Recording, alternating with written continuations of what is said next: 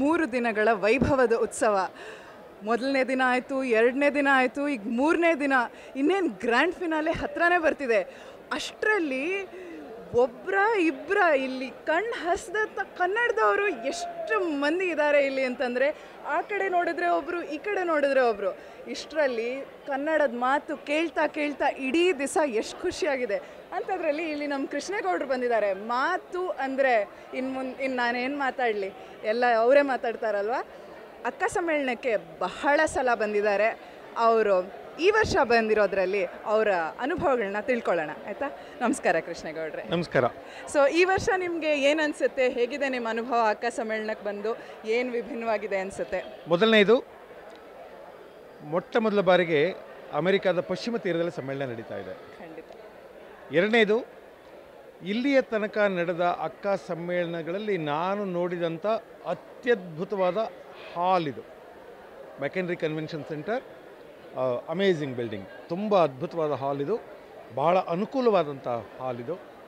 ಅದು ಇನ್ನೊಂದು ಸಂತೋಷ. ಆಮೇಲೆ ಇಲ್ಲಿಗೆ ಬಂದಾಗೆಲ್ಲ ನನಗೆ ರೋಮಾಂಚಕಾರಿಯಾದ ವಿಷಯ ಏನಂದರೆ, ಅಮೆರಿಕ ಬಹಳ ದೊಡ್ಡ ದೇಶ, ಹತ್ತತ್ರ 1 ಮಿಲಿಯನ್ ಸ್ಕ್ವೇರ್ ಕಿಲೋಮೀಟರ್ಸ್ ಇರುವಂಥ ಬಹಳ ದೊಡ್ಡ ದೇಶ ಇದು. ಇಷ್ಟು ದೊಡ್ಡ ದೇಶದಲ್ಲಿ ಹರಡಿ ಹೋಗಿರುವಂಥ ಕನ್ನಡಿಗರು ಒಂದು ಕಡೆ ಸೇರಿ ಜಾತ್ರೆ ಮಾಡ್ತಾರೆ ಅಂತ ಯೋಚನೆ ಮಾಡೋದೇ ರೋಮಾಂಚನ. ನಿಜವಾಗ್ಲೂ ಬಹಳ ದೂರದಿಂದ, ಸಾವಿರಾರು ಕಿಲೋಮೀಟರ್ಗಳಷ್ಟು ದೂರದಿಂದ ಕನ್ನಡಿಗರು ಇಲ್ಲಿಗೆ ಬಂದಿದ್ದಾರೆ. ಆಮೇಲೆ ಒಂದು ಕ್ಷಣ ಬಿಡುವಿಲ್ಲದ ಹಾಗೆ ಗದ್ದಲ ನಡೆಸ್ತಾರೆ, ಮಾತಾಡ್ತಾರೆ, ಕನ್ನಡದಲ್ಲಿ ಮಾತಾಡ್ತಿರ್ತಾರೆ, ಕನ್ನಡದ ಭಾವನೆಗಳನ್ನು ಹಂಚ್ಕೋತಾರೆ. ಇವೆಲ್ಲವೂ ಕನ್ನಡದ ಸಂಭ್ರಮ ಇದು.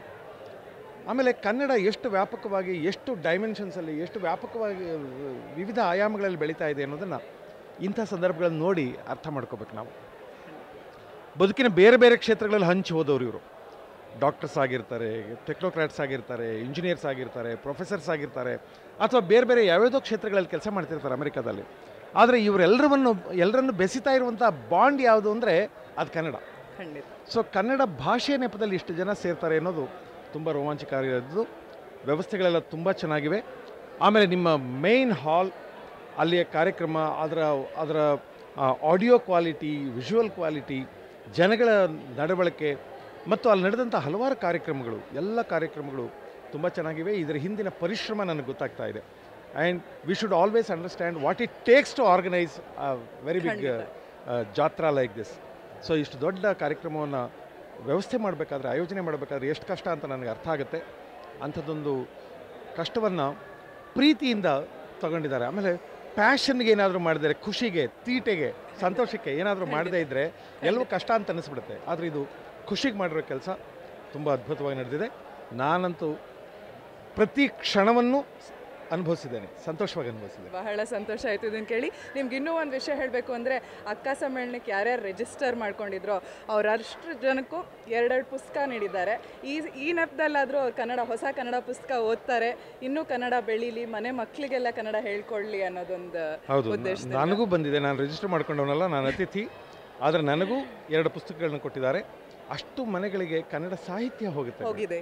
ಯಾವುದಾದ್ರೂ ನೆಪದಿಂದ ಅಲ್ಲಲ್ಲಿ ಪುಟ ತಿರುಗಿಸ್ತಾರೆ ನೋಡಿ. ನಿಜ. ಅದರಿಂದಾಗಿ ಈಗ ಇಷ್ಟು ಸಾವಿರ ಜನ, 4-5 ಸಾವಿರ ಜನ, ಅದರಲ್ಲಿ 10ನೇ ಒಂದು ಭಾಗ ಓದಿದ್ರು. ಅವರಲ್ಲಿ ಕೆಲವರು 2ನೇ ಪುಸ್ತಕ ತಗೊಂಡ್ರೆ, 3ನೇ ಪುಸ್ತಕ ಕೊಂಡ್ಕೊಂಡ್ರೆ ಅಷ್ಟರ ಮಟ್ಟಿಗೆ ಕನ್ನಡದ ಓದಿಗೆ ಬಹಳ ದೊಡ್ಡ ಅನುಕೂಲ, ಉಪಯೋಗ ಇಟ್ಕೊಂಡಿದ್ದಾರೆ, ಮಾರಾಟ ಆಗ್ತಾ ಇವೆ, ಜನ ಕೊಂಡ್ಕೊತಿದ್ದಾರೆ, ಮತ್ತೆ ಕೇಳ್ತಾರೆ. ಅದರಿಂದಾಗಿ ಕನ್ನಡದ ಅಭಿರುಚಿ ಬೆಳೆಯುತ್ತೆ. ಬಹಳ ಬಹಳ ಸಂತೋಷದ ವಿಷಯ.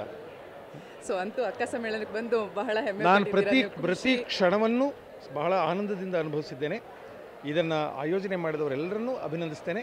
ಮಾತ್ರ ಅಲ್ಲ, ಇಲ್ಲಿ ಭಾಗವಹಿಸ್ತಾ ಇರುವಂಥ ಎಲ್ಲ ಜನಗಳು ಯಾವ ಒಡಕು ಮಾತಿಲ್ಲದೆ, ಯಾವ ಬೇಸರ ಇಲ್ಲದೆ, ನಾನು ಇಲ್ಲಿರುವ ಯಾವ ಮುಖದ ಮೇಲೂ ಒಂದು ಬೇಸರದ ಎಳೆ ನೋಡಿಲ್ಲ, ಒಂದು ವಿಷಾದದ ಎಳೆ ನೋಡಿಲ್ಲ. ಎಲ್ಲರೂ ಸಂಭ್ರಮದಲ್ಲಿದ್ದಾರೆ.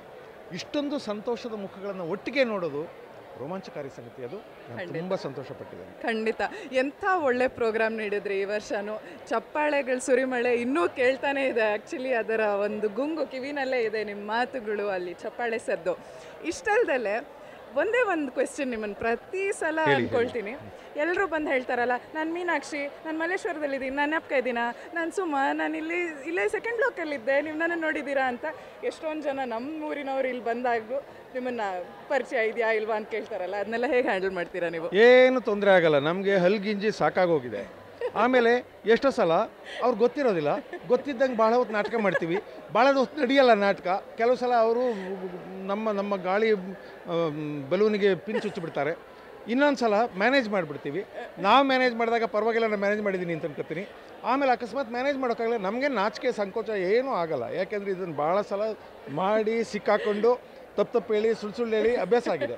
ಅದಕ್ಕೇನು ಸಂಕೋಚ ಆಗಲ್ಲ. ಆಮೇಲೆ ಅವರು ಅರ್ಥ ಮಾಡ್ಕೋತಾರೆ. ಭಾಳ ಜನ ಭೇಟಿ ಮಾಡುವಾಗ ಈ ಕಾಲದಲ್ಲಂತೂ ಎಲ್ಲರೂ ನೆನ್ಪಿಟ್ಕೊಳ್ಳೋಕೆ ಸಾಧ್ಯ ಇಲ್ಲ ಅಂತ. ಆದರೆ ನೋಡಿ, ಒಂದು 10 ಜನನ ಗುರುತಿಸಿದ್ರೆ, ನಿಮ್ಮನ್ನ ಇಲ್ಲಿ ನೋಡಿದ್ವಿ ಅಂದರೆ ಅವ್ರು ಸಂತೋಷ ಪಡ್ತಾರಲ್ಲ, ನಮ್ಮ ನೆನ್ಪಿಟ್ಕೊಂಡಿದ್ದೀರಾ, ಎಂಥ ಅದ್ಭುತವಾದ ಮೆಮೊರಿ ನಿಮ್ಮದು ಅಂತೆಲ್ಲ ಅಂತಾರಲ್ಲ, ಆ ರೋಮಾಂಚನಗಳು ದೊಡ್ಡವು. ಖಂಡಿತ ಒಳ್ಳೆ ಮಾತು ಹೇಳಿದ್ರಿ. ಬಟ್ ಇಲ್ಲಿ ಬಂದಾಗಿಂದ ಕನ್ವೆನ್ಷನ್ ಸೆಂಟರಲ್ಲಿ ಏನಾದರೂ ಹಾಸ್ಯ ಕಂಡಿದ್ದುಂಟಾ ನಿಮಗೆ? ಏನಿಲ್ಲ, ನನಗೆ ಅಮೆರಿಕಾದಲ್ಲಿರುವಂಥ ನಮ್ಮ ಎನ್ಆರ್ಐಗಳು ಫೋಟೋ ತೆಗಿತಾ ಇದ್ದಾರೆ. ನಾನು ಎಷ್ಟು ಫೋಟೋ ತೆಗೆಸ್ಕೊಂಡಿದ್ದೀನಿ ಅಂದರೆ ಅದಕ್ಕೆ ಭಾಳ ಜನ ಹೇಳ್ತಾಯಿದ್ರು, ನೀವು ಎಲ್ಲ ಫೋಟೋ ತೆಗಿಯೋರ್ಗ ಹತ್ರ ಒಂದು ಫೋಟೋ ಒಂದು ಪಿಕ್ಚರ್ ತೆಗಿಯೋದಕ್ಕೆ $1 ಅಂತ ಹೇಳಿ ಅಂತ. ನಾನು ಹೇಳಿದೆ, ಇಲ್ಲ, ಎಲ್ಲಿ ತನಕ ವ್ಯಾಪಾರ ಇರೋದಿಲ್ವೋ ಅಲ್ಲಿ ತನಕ ಪ್ರೀತಿನ ತೆಗಿತಾರೆ. ಅಲ್ಲ, ವ್ಯಾಪಾರ ಶುರು ಆಗ್ತಿದ್ದಂಗೆ, ಇಲ್ಲಪ್ಪ ನಿನ್ನ ಮೂತಿಗೆ ಜಾಸ್ತಿ ಆಯಿತು, 10 ಸೆಂಟ್ ಕೊಡ್ತೀನಿ ಅಂತಾರೆ. ಅರೆ, ಅದು ತಪ್ಪಲ್ಲ. ಈಗ ನಾನು ಆ್ಯಪಲ್ ತೊಗೊಳಕ್ಕೆ ಹೋದರೆ ಅಲ್ಲಿ ತುಂಬ ಚೆನ್ನಾಗಿರುತ್ತೆ ಆ್ಯಪಲ್ಲು. ಅವನು ಅದೆಷ್ಟೋ ಹೇಳ್ತಾನೆ, ಇದು $5 ಅಂತ ಹೇಳ್ತಾನೆ. ಹಂಗೆ ಹೇಳಿದ ತಕ್ಷಣ ಅದು ಚೆನ್ನಾಗಿಲ್ಲಪ್ಪ ಆ್ಯಪಲ್ಲು ಅಂತ ಅಂತೀವಿ ನಾವು. ಯಾಕೆಂದರೆ ನಮ್ಮ ವ್ಯಾಪಾರ ಮಾಡಬೇಕು. ಅದರಿಂದ $1 ಅಂತ ನಾನು ಹೇಳಿದ್ರೆ ಅವನು ಇಲ್ಲ, ನಿಮ್ಮ ಮೂತಿಗೆ 10 ಸೆಂಟ್ ಸಾಕು ಅಂತಾನೆ. ಅಥವಾ ಇನ್ನೂ ಯಾರು ಸಿಟ್ಟತ್ತವ್ರು, ಇಲ್ಲಪ್ಪ ನೀನೇ $1 ಕೊಟ್ಟರು ನಿನ್ನ ಜೊತೆ ಫೋಟೋ ತೆಗೆಸ್ಕೊಳ್ಳೋ ಹೋಗು ಅಂತಾರೆ. ಆದರೆ ಎಷ್ಟು ಫೋಟೋ ತೆಗಿತಾರೆ ಅಂದರೆ, ನಾನು ಅದಕ್ಕೆ ತಮಾಷೆ ಮಾಡ್ತಾ ಇದ್ದೆ, ಅಮೆರಿಕಾದಲ್ಲಿರೋ NRIಗಳಿಗೆ ಅವ್ರು ತೆಗೆದಿರೋ ಫೋಟೋ ನೋಡಬೇಕಾದ್ರೆ ದೇವರು ಇನ್ನೊಂದು 10-20 ವರ್ಷ ಆಯಸ್ ಜಾಸ್ತಿ ಕೊಡಲಿ ಅಂತ. ಯಾಕಂದರೆ ಒಂದೊಂದು ಫೋಟೋ ನೋಡೋದಕ್ಕೆ 1 ಸೆಕೆಂಡ್ ಇದ್ದರೂ ಅವರ ಪ್ರತಿಯೊಂದು ಮನೆಯಲ್ಲಿ ಒಂದು 50-60 ಸಾವಿರ ಫೋಟೋಗಳಿರ್ತವೆ. ಅವನ್ನೆಲ್ಲ ನೋಡಬೇಕು ಅಂದರೂ ಇನ್ನೂ 16 ವರ್ಷ ಆಯಸ್ಬೇಕು ಅವ್ರಿಗೆ ಆಯಸ್ ಜಾಸ್ತಿ ಆಗಿದೆ. ನಿಜವಾಗ್ಲೂ ನಗ್ದಲ್ಲೇ ನಿಮ್ಮನ್ನು ಮಾತಾಡ್ಸೋಕ್ಕೆ ಖಂಡಿತ ಸಾಧ್ಯವೇ ಇಲ್ಲ.